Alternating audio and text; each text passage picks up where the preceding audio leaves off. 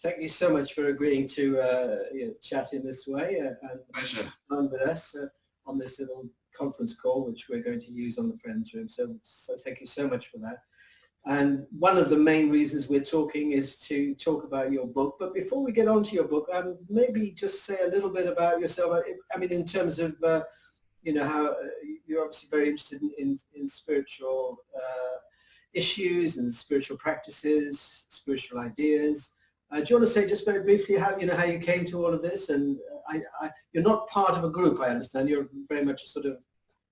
Yeah, I mean, I guess I'd love to be a part of the group, but I live on the coast in Devon, so I'm quite a long way from some of the main UK Unity sites. So we have in the past had a little group in my house with fellow spiritual travelers, and we've based it around the Unity philosophy and used a lot of the Unity resources for meditation and prayer and discussion. So I've done my best, but I tend to connect with Unity via certainly a lot of the Unity FM broadcasts. So I listen to a lot of the podcasts, especially my favorite being World Spirituality with Paul John Roach, who I've got to know quite well, and I definitely count him as one of my friends, one of the friends of the family, he and Wendy. So yeah, I came across it as a strange journey. I think a lot of people that come to Unity do have slightly left field journeys, really, because it's potentially in the UK certainly not one of the mainstream churches, one of the mainstream organisations. My background was evangelical Christian through the evangelical wing of Anglicanism.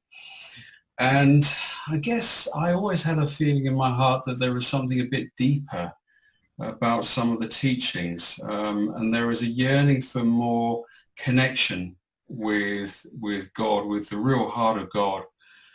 And so I went on a bit of a journey, as they say, and I stumbled across World Spirituality through using Hemisync, which is a binaural beats meditation practice.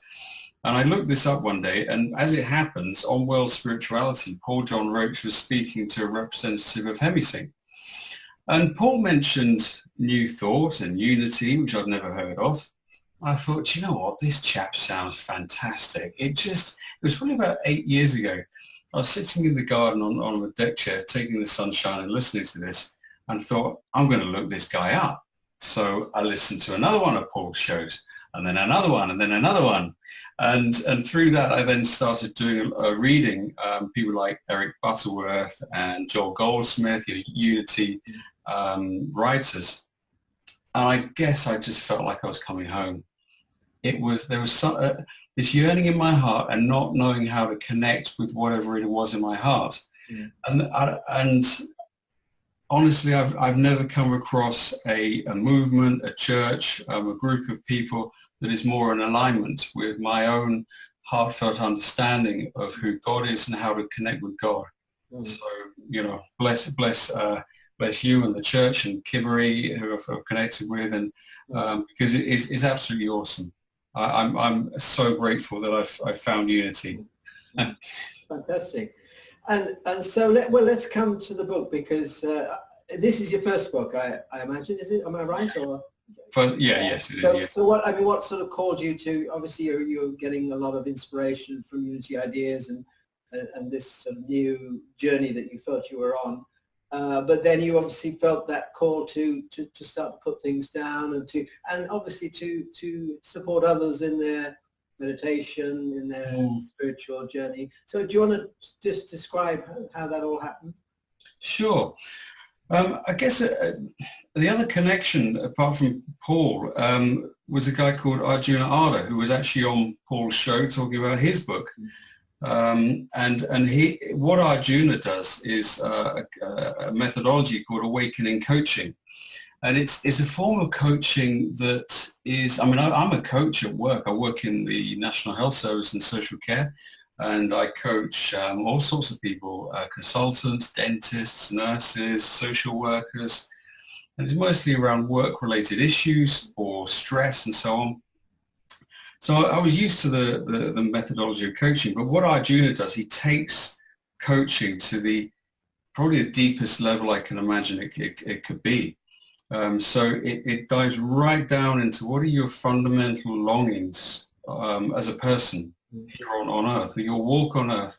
What is it that ultimately you want to achieve? And even if you're not quite sure how to verbalize that, there are fabulous techniques that he has to just clear the rubbish out of the way, the stuff that builds up in your heart and in your mind. And there was one thing that Arjuna said to Paul on the show. I remember driving, I was just coming out of the University of Exeter where I'd been at a meeting, and he said, the fundamental thing that gets in the way, that makes people angry, that creates stress, is resistance. Oh, this is brilliant. There's something there that connected with me. And he said, it's not the thing itself that makes you stressed or angry. It's never the thing itself, because each of us could react to that thing in different ways. It's our resistance we have to it. And I often liken this to being stuck in a traffic jam. So if you're in a jam and you really got to go somewhere and you're stressed about getting somewhere, you want to resist, your ego's trying to resist this traffic jam. If you've got all the time in the world and you really don't care and you listen to something great on the radio, you don't care. So there's no resistance. The traffic jam is still the same thing. So it's not the thing, it's how you react to it.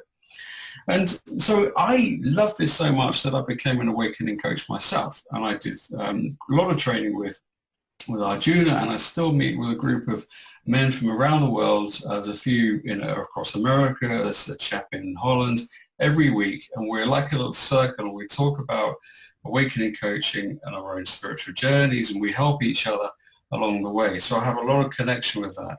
Yeah. And then through doing that coaching and other things I've just been doing all my life, I realized that I've been adopting practices which connect me better with myself and better with God, and understanding who I am, understanding who God is, and understanding what this strange thing called life is and what I have to offer and how to get out of the way to let that thing flow through me, let God, let the universe flow through me.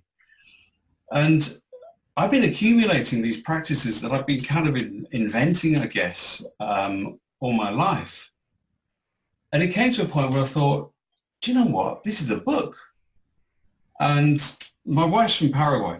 And a couple of years ago, she went back on her own to see her family. She was away for 3 weeks. And every night when the kids had gone to bed, I got 3 lovely girls. When they'd all gone to bed, I sat on the sofa and I wrote a chapter a night and sometimes 2 chapters at the weekend. And I wrote it really fast. I mean, pretty much the whole book was done in a month because I've been storing up this stuff for my life, and I can touch type, which really helps when you're writing a book, and it would just just absolutely flew off the page. It then took me some time to edit it, of course, because when you write fast, that's what happens. But it just flowed through me.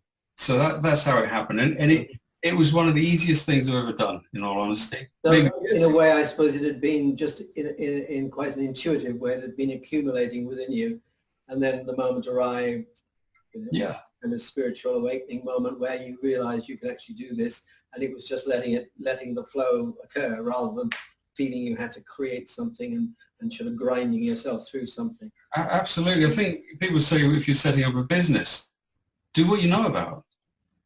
In the same way, if you're writing, write about what you know about. And so if it's in your heart, in your mind, well, it shouldn't be difficult. And if it's difficult, I would suggest to people, don't do it, because it may be either the time isn't right, or you should be writing about something else, or maybe you should be using a different methodology to express yourself.